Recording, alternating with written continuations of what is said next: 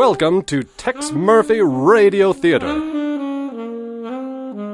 When we last left our hero, Tex had been chased, shot at, forced to jump from a third-story ledge, and rescued by a Shanghai taxi. Now safely holed up in Louie's apartment above the Bruin stew, Tex learns that an entire month has passed since his last memory of the date with Chelsee. And, adding insult to amnesia, Tex is wanted by the cops. And now, Episode 3, The Monkey's Tale.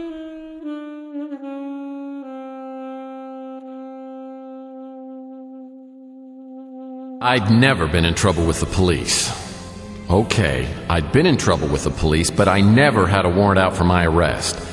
Actually, I had a couple of warrants out for my arrest, but only for parking tickets and other misdemeanors, never a felony. Well, there was that one time, but the charges were dropped. But all in all, I was fairly certain I'd cleared everything up. So when Louie said the cops were looking for me, it came as a total shock. But Louie, being the kind soul he is, made sure I had a support group when he finally broke the news. After the diner had closed for the day, he invited Clint and Rook over for some tea and sympathy, or in this case, bourbon and animosity. I assume the police are on their way. Come on, Rook. We gotta let Murph tell his side of the story before we do anything. I know all I need to, thank you very much. Why do you suppose he's been laying low for the past month? Explain that, Murphy. I don't have to explain anything to you, you little half-pint. Oh, feel the anger. I knew it was just a matter of time before he snapped. Yeah, and I guess you'd know all about that, wouldn't you, Clint? By the way, looks like you've got a little mocha frappy on your chin. Now, we ain't gonna get nowhere if all of you start bickering. Let's just have a drink and figure out what we're gonna do. How about this, Murph? Why don't you tell us what you do remember? Like I said, I was at the Golden Pagoda with Chelsee. And you probably made her pay for dinner for the final insult. Keep quiet, Rook. Go on, Murph. Well, we'd finished eating, and Chelsee was telling me about my Chinese zodiac sign. And that would be the jackass, huh?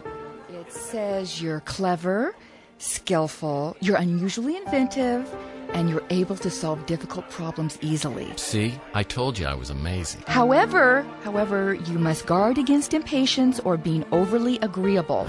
That is so true. It also says that monkeys think that they're funnier than they actually are. I don't think so. Monkeys are hilarious and incredibly handsome. Okay, your turn. Read me mine. What's your year? 13. Yeah. As if you didn't know. Let's see, 2013. Well, what do you know? You're some kind of snake woman.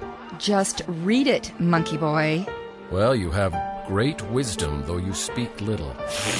You're right. No comments. You just keep reading. You can be vain and selfish, yet you have great sympathy and compassion. Let's see. Blah, blah, blah. Oh, hey, this is good. It says you have a calm surface, but underneath you are an intense and passionate person and yearn to be my slave of love. It doesn't say that. Sure it does. In so many words it says that.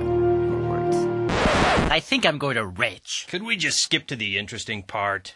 I just thought you miserable, lonely bachelors might want a taste of what it's like to be me. I've already lived in a dumpster. Come on, let's get on with it. Fine. So this fortune teller comes by the table, asks if we want a reading, and of course Chelsee does. So I shuffle these tarot cards, and the woman lays them out, and the first card is the Lovers. Oh, God.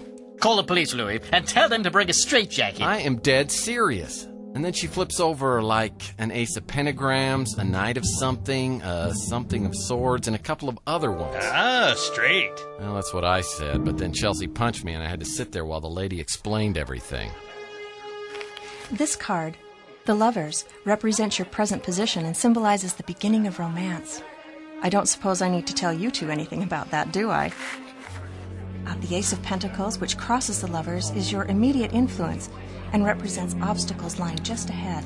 Now, what kind of obstacles? A common interpretation of this card is treasure. Well, shiver me timbers. Vote up. Oh, stop. The next card is your crown, your goal or destiny. The Knight of Wands is a vague card, indicating a journey into the unknown. The card to the right represents events from the distant past that influence the present. The High Priestess? The High Priestess is an auspicious card. Well, what's suspicious about that? Tex, don't be stupid. She said auspicious, not suspicious. Oh. Listen, She symbolizes secrets, mystery, a future as yet unrevealed. The card in this position identifies the strongest influence from your past. What's unusual here is that the Page of Swords almost always represents an actual person. Sylvia. I feel strongly that this person is attempting to perceive the unknown by prying into your deepest secrets. Now, the last card is upside down. Does that mean anything? Yes, unfortunately, this is your future influence. The Nine of Pentacles reversed indicates danger, loss of a valued possession, or perhaps a valued friendship. Are there any happy cards here? Let's hope so. There are 4 more cards to be shown. This first one reveals your present attitude. Like other cards, the Six of Cups shows that you're moving towards the past. Memories, faded images, things that have vanished. Oh, maybe we shouldn't go on. No way. You've already peeked at the next one, and I wanted to see just how low we can go. All right, but I must warn you, this card represents the things in the environment or atmosphere around you right now. So, what was the last card? It was the devil. Ooh, scary. How appropriate. Was the devil wearing a ridiculous fedora? Hush up, Rook! So then you and Chelsee left the restaurant? Right. We walked out and I saw that my speeder had been stolen. Sure it was. By a repo man. Hey, it wasn't much, but it was paid off. Then what, Mife? That's all kind of a blur. I've been racking my brains trying to piece it together. Try to remember. Did you call the police? Did you go somewhere? Well, I have this image of some weird-looking guy in a speeder. This guy started to park in the space where my speeder was. He had an accent. Australian, I think.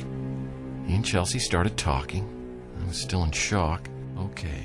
I'm pretty sure he asked me if I wanted a ride to the police station. The cop shop, he called it. Aussies, man, I love them! So you and Chelsee got into a speeder? Yeah. But I had a really bad feeling. Some sort of deja vu. And I remember a woman's voice saying something about Fabergé. So, on top of everything else, you were drunk. Okay, I'd had a few sakis, but I swear this is the truth. And that's all you can remember? I guess. Wait. No. What? He pulled a gun on us. Now I remember.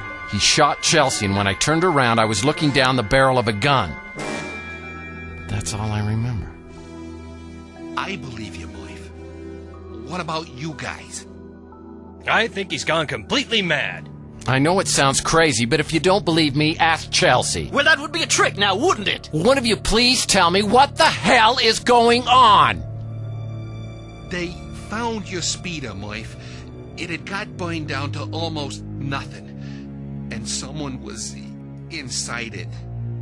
I don't know how to tell you this, Mife, but Chelsee's dead.